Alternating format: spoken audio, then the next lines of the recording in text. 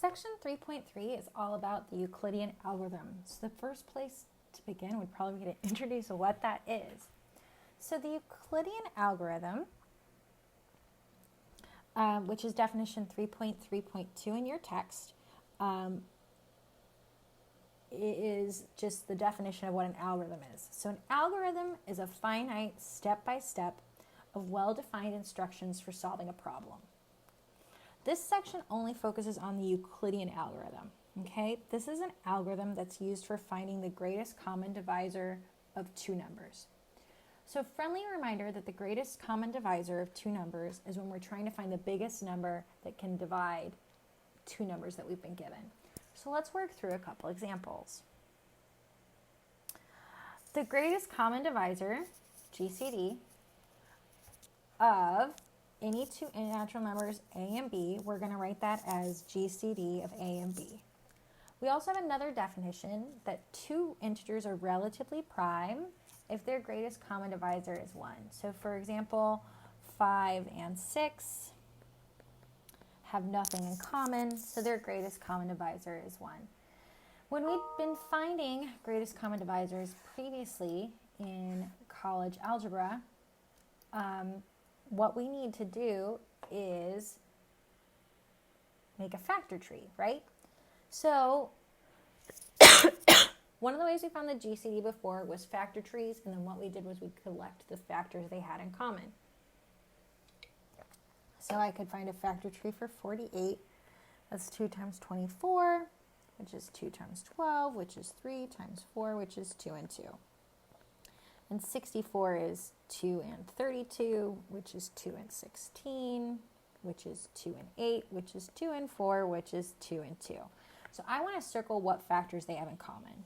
Well, they both have a 2, they both have another 2, they both have another 2, and then they both have another 2, but that's it. So 2 to the 4th, which is 16, is going to be their greatest common divisor. Another way to find the greatest common divisor, this is what it talks about in the text, but I'm pretty sure I taught you guys this method, is to list all possible divisors and then find the biggest one that they both share. So all the factors of 24 are 1, 2, 3, 4, 6, 12, and 24. All possible divisors of 18 are 1, 2, 3, because 3 and 18 is 6. So 18 divided by 3 is 6. 6, 9, and 18. Well, what's the biggest one that they have in common? Well, it's going to be 6. So the greatest common divisor is 6. Now this is great when we're working with smaller numbers where we could list all the possible divisors, or we could make a factor tree that wouldn't be ginormous. But what if we're working with really big numbers? We need a better method in order to find the greatest common divisor, and this is where the Euclidean algorithm comes into play. So theorem 3.3.6 is our division algorithm. Okay, so let's let A and B, which B doesn't equal 0, be integers. If we divide B into A, we can obtain a quotient and a remainder that satisfy the equation A equals QB plus R. And R is a number that's less than B and greater than 0. Okay? This is often called A modulo B, which is written A mod B. And we're going to discuss this further in our next section I want to talk about after this one, which is 3.5.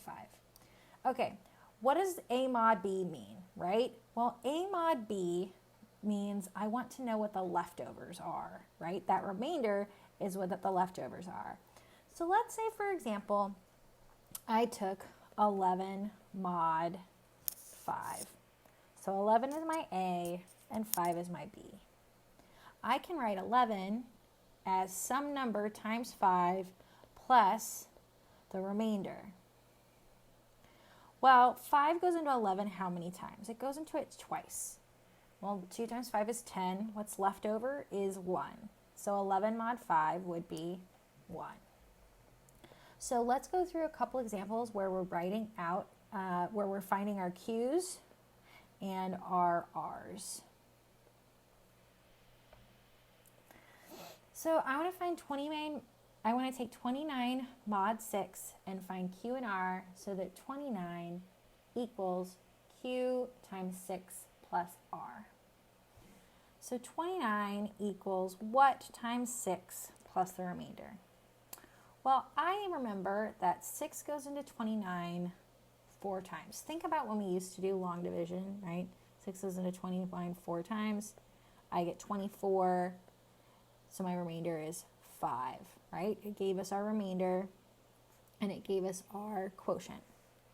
So I could rewrite this as 29 equals 4 times 6 plus 5. And I promise going through this necessary steps can be really helpful when it comes to us using the Euclidean algorithm. Let's take a look at this. If I've got 9 mod 11, I want to find Q and R so that 9 equals 11 equals Q times 11 times R. Well, 11 doesn't go into 9. So my R in this, Q in this case is going to be 0. So I've got 0 times 11 plus my whole remainder, which is 9. Next, if I take 49 mod 7, 49 is 7 times 7, right? So in this case, my remainder is 0. So my Q is 7 and my remainder is 0. I do have this example worked out for you in case you wanted to check your answers.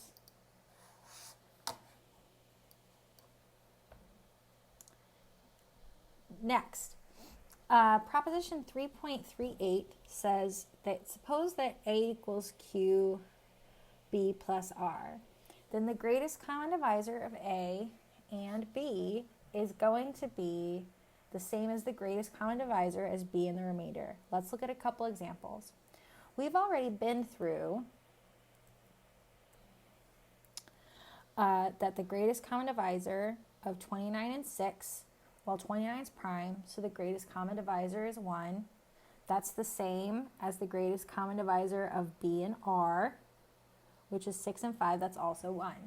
Okay, that example wasn't super exciting, and I apologize. Let's look at another example. So if I